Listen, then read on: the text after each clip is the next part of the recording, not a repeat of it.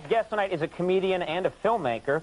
His latest film, Tomorrow Night, premiered at the Sundance Film Festival earlier this year. It was a big success there. Please welcome our pal, Louis C.K.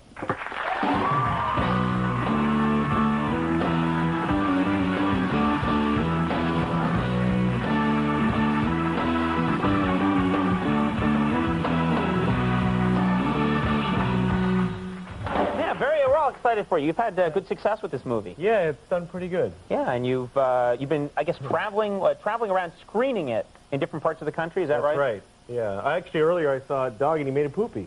Also. Sorry. There you go. Right up Andy's alley. Something in common with Andy. Sorry.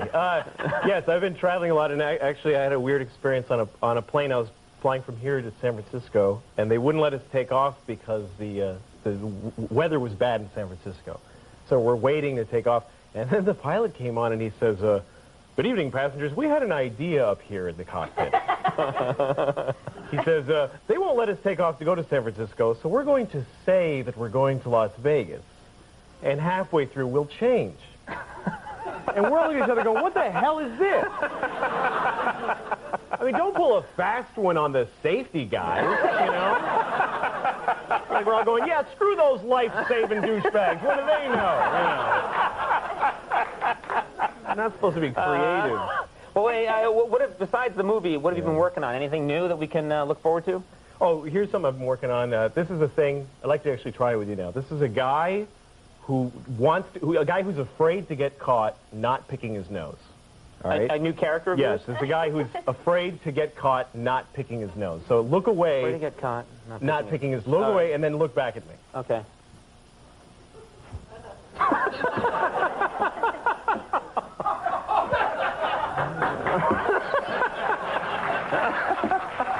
Where are we seeing him?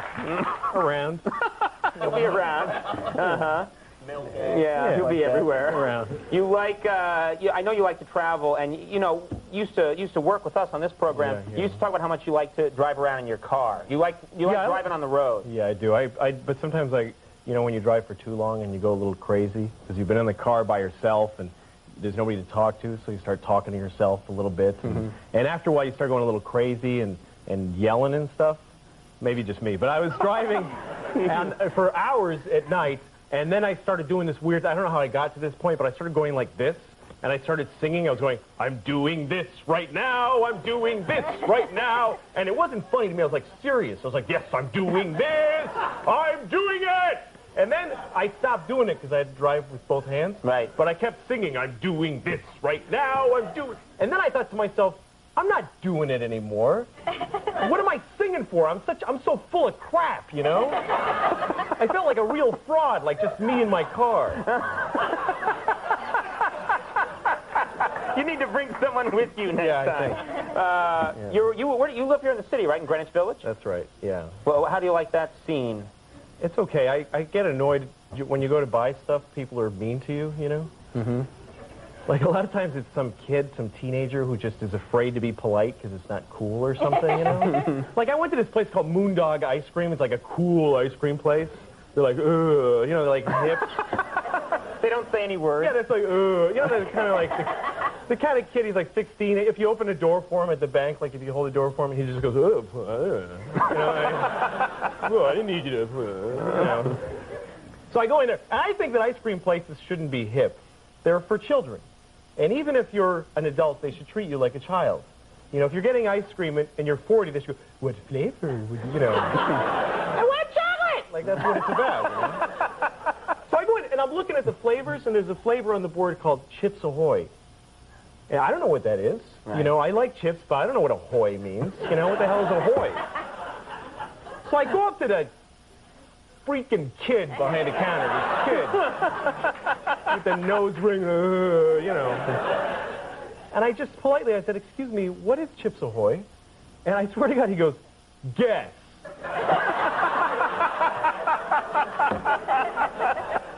And I was like, I don't know. And he says, have you ever heard of Chips Ahoy cookies?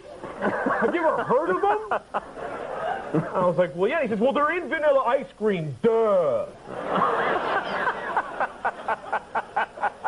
And I started crying.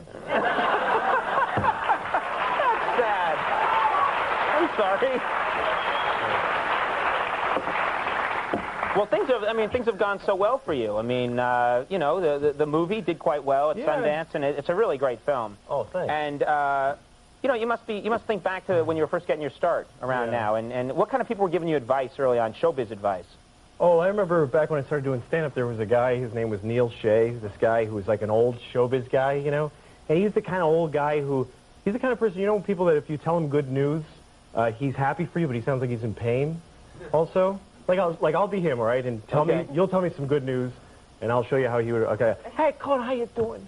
I'm good. I'm doing real good. Oh, that's great. Yeah. My sister just had a baby. Oh, that's wonderful. Oh!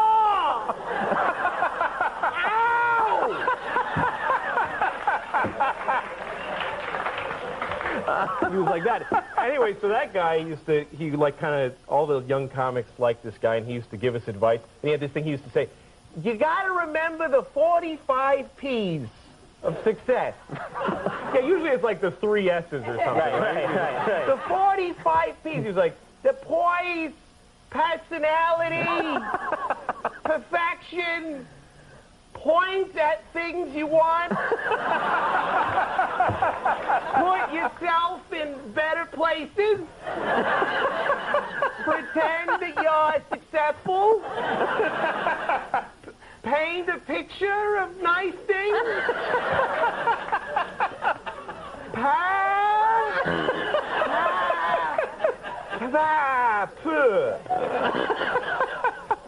The last 30 were just that noise? Yeah, just... Oh, sounds like a good advice, though, all of it. Yeah, point at things you want. Best advice I ever got. My father used to try to give me advice when I was a little kid, but when I was a child, he wasn't very good at talking to kids, my dad.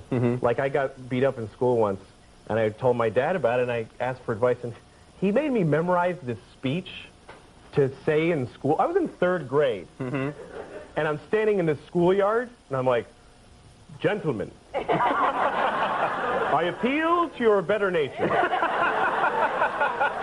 Treat me as your equal, not as your plaything. How did that work out? My ass. Oh. Well, now, just before we go, you have a clip for a latest film, is that right? That's right. I made a movie, well, we're making it right now. It's called Persona nell'Acqua, and it's in Italian, the whole movie. Whole movie's in Italian? Yeah. I don't speak Italian, but I'm not in it, so it doesn't matter. So this is, I wrote it and directed it, and we're making it as we go along, and so there's a clip of this movie. It's called Persona nell'Acqua, which means people near water. Good going. Let's take a look.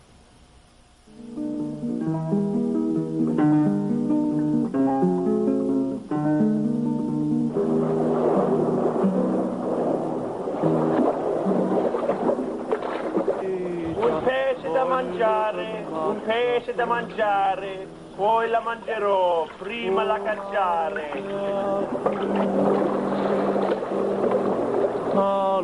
Franco, vieni a fare il carne, imbecille! No, devo ancora cacciare dei pesci per mangiare.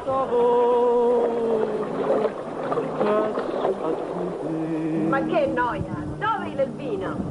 Franco, la ragazza è stufata. Perché non vieni dentro a scoparla? Very nice. All right, and we should mention this, your film tomorrow night is at the Florida Film Festival, June 18th through the 22nd, and that's a fine piece of work. Louis, thanks, man. Continued success. Thanks so much for coming by. Hilarious. Louis C.K., everybody. Save Ferris is coming up. We'll be right back.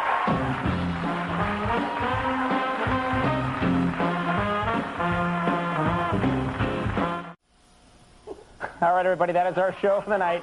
Do want to thank all my guests. That was a lot of fun. Stay tuned for later. We will see you tomorrow. Bye-bye.